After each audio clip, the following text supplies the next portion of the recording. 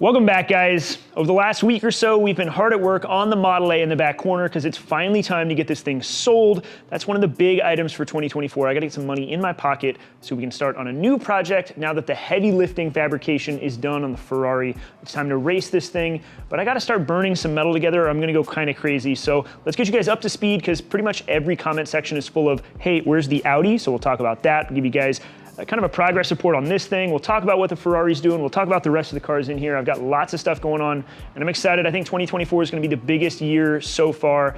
I've got what I think is probably my coolest project plan going on up here in my head and I wanna dive into it. So we're gonna make progress on the Model A, but let's catch you up to speed. Let's start with the Ferrari. So I know we covered most of it in the last episode, but the biggest change that we're gonna do this time around is I am not going to keep a K24 in this car. We're gonna go to a K20. And some people might say that sounds kind of backwards because it's an even smaller engine than what we were dealing with before. And if we're trying to squeeze a bunch of power out of it, that doesn't sound like the reliable way to go. But it is because the K20 is not an over square engine like the K24 is. And we're gonna get more longevity out of it. We're gonna be able to hold those revs. And because of the loads that road racing require from an engine like this, it's the better way to go. When I spoke to 4Piston about what we're doing here, they said, if you're willing to spin up a smaller turbo, if you don't need to stick with that G1200 compact, put a K20 in the thing, put a smaller turbo on it, you can run more boost more reliably. That's exactly what we're gonna do. I'm listening to these guys so we can make a good, reliable vehicle. And surprisingly, going to a smaller displacement 2-liter engine is gonna be the way to go. I feel good about it, they feel good about it. And that leads us into what I wanted to change next on the car was, I've been talking since day one about putting a smaller turbo on this thing. From the second I got it out on track in Australia, it was clear that that big 1200 turbo is just huge for a 2.4 liter. It doesn't kick in until about 6,500 RPMs. And while that does give us some power band, there's a ton left on the table and I'm leaving so much time behind just by trying to get out of the turns. So we're gonna go to a smaller turbo. We're gonna turn the boost up quite a bit. We're gonna make more power, make it lower, spool it up faster. The whole car is gonna transform. That's kind of one of the big ticket items for this thing for 2024. There's a few other changes that I want to make while the whole thing's apart, but that's kind of the primary thing. We're gonna have to make some changes to the engine mounts and stuff for that K20 because it has a different deck height and whatnot than the 24. I want to make some plumbing changes to the dry sump system, so on and so forth.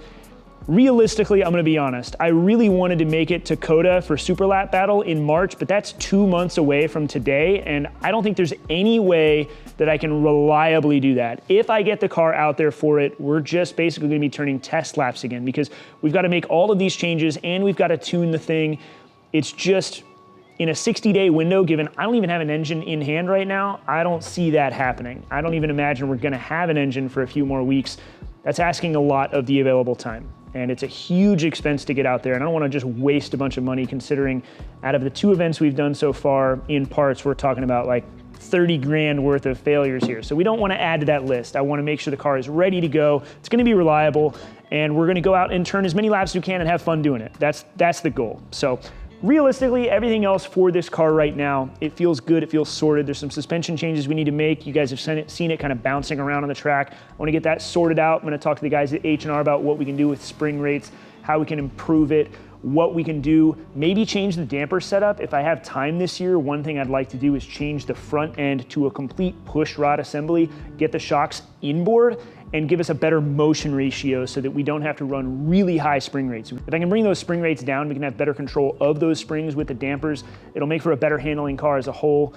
Alignment-wise, dynamics-wise, it all feels really good. The aero feels good. I want to do some cleanup inside the car, make it look a little bit better.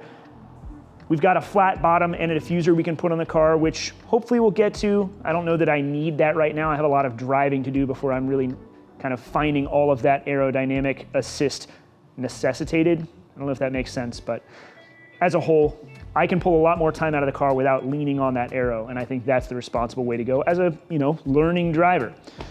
Otherwise, I've got a few other potentially big plans in store for this car, but I don't want to say much yet until I know that they're going to happen. You don't want to, count your chickens before they hatch, but it might. Now, if we're talking about the E36, I'm kind of thinking about an upcoming episode for this thing. If you aren't familiar with this car, I've done a few episodes on it, and I've had it now for 18 years.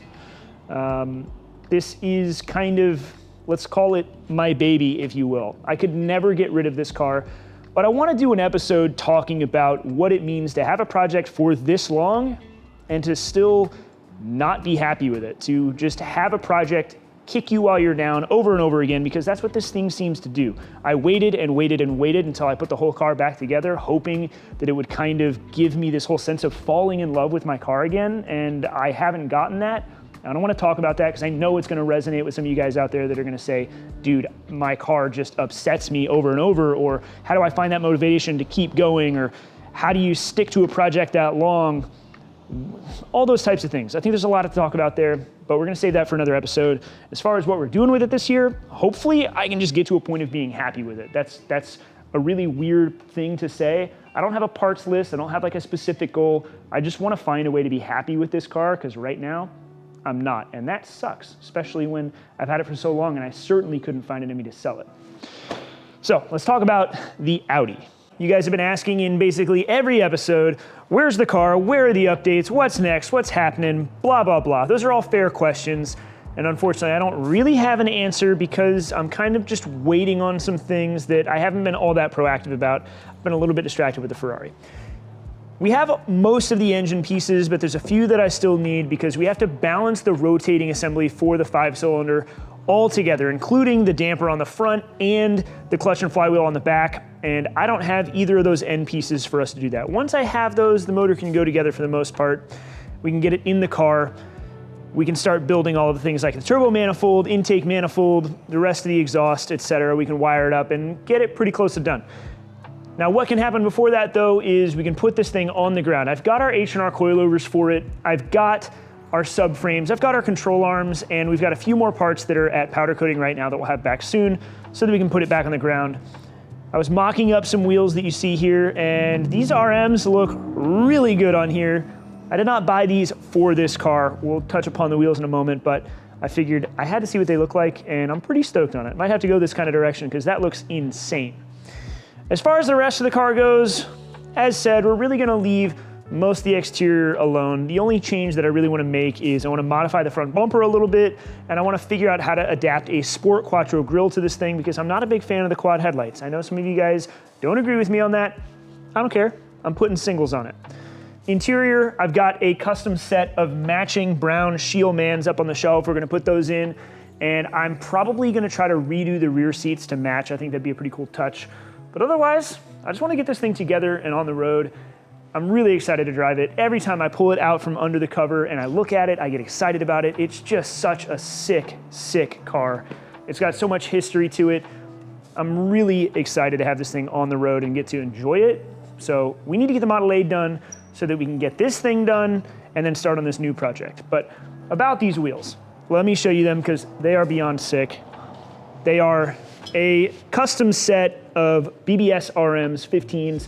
I bought these things for the E30, which I know some of you guys are gonna be scratching your head saying, dude, you just built these insane custom Alpinas for the car. They were kind of your holy grail wheel.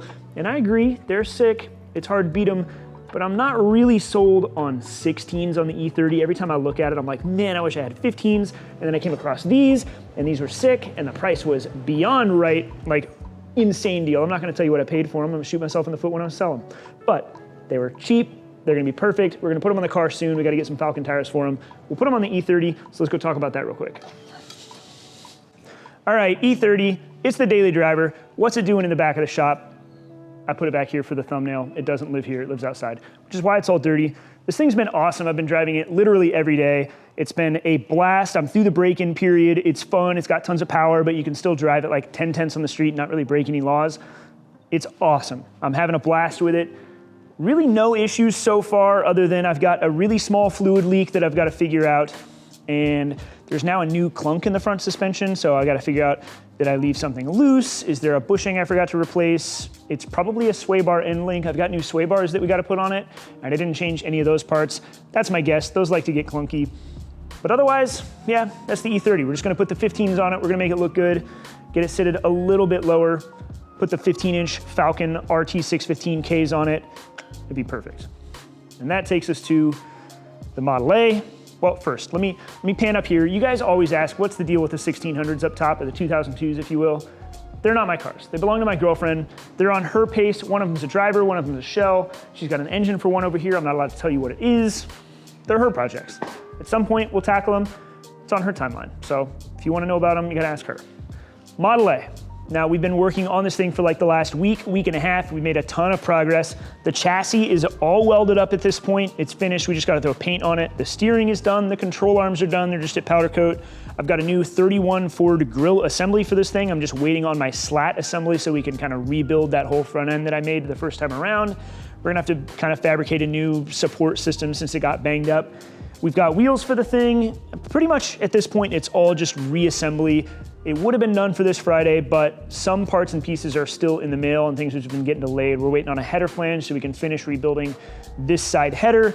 We're waiting on some parts from Send Cut Send and a few other odds and ends, fuel cell foam, things like that. I really want to kind of get it to a full startup point if we can for an episode. I don't want there to be just no payoff. Let's make it worthwhile.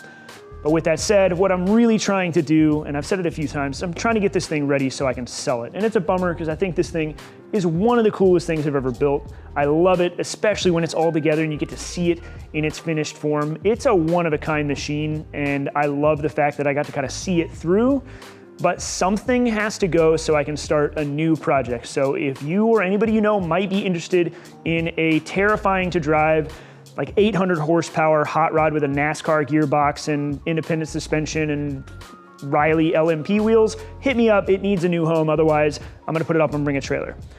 When it's gone, we're finally gonna have some money so we can dive into that new project that I'm talking about. I want to have something that takes the place of the Ferrari for the last, 3 years. That doesn't mean we're not gonna work on the Ferrari anymore, but I want something new for the channel to focus on, something I can really dive into and get all of that heavy fabrication back underway. That's what I really enjoy doing. I enjoy building even more than I enjoy driving, so we gotta have something to work on. And I wanna go bigger and better and crazier than I've ever done before. That's not to say I'm just trying to best myself, but I've been working on a concept and an idea for the better part of a few years now, and I think it's finally time to dive into it. It's gonna be a big, crazy project, bigger than this hot rod, bigger than the Model A, bigger than the Rusty, bigger than the Ferrari, you name it. I'm going all out for this one and I'm excited for it, but it's gonna take some funds. This has to go. We gotta put kind of some money in the bank so we can afford to do this, and that's how we're gonna pull it off. With that said, if you wanna know what I'm gonna build, I've put it on the Patreon and we've been talking about it on Discord, so you can check it out there, or you can just wait a few months. Once this thing's out of here, we're gonna buy a chassis table because we're going tube chassis this time around. It's gonna be a big project and I'm excited about it. All right, as far as what else is in the shop, there's no surprises. You guys know what's in here. If you really want some sort of shop tour episode to see all like the stuff and equipment, let me know, but we're gonna skip that. We're gonna move to the parking lot. First of all, I wanna be abundantly clear.